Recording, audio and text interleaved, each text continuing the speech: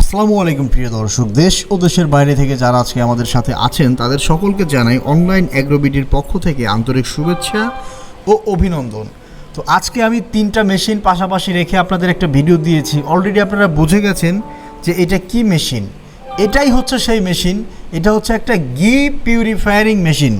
তো মানে ঘিটাকে ক্লিনিং করে ঘিটাকে আরও স্বচ্ছ করার জন্য যে আরও একটা মেশিন অ্যাড করতে হয় ক্রিম সেপারেটর মেশিনের সাথে, এটা হচ্ছে সেই মেশিন।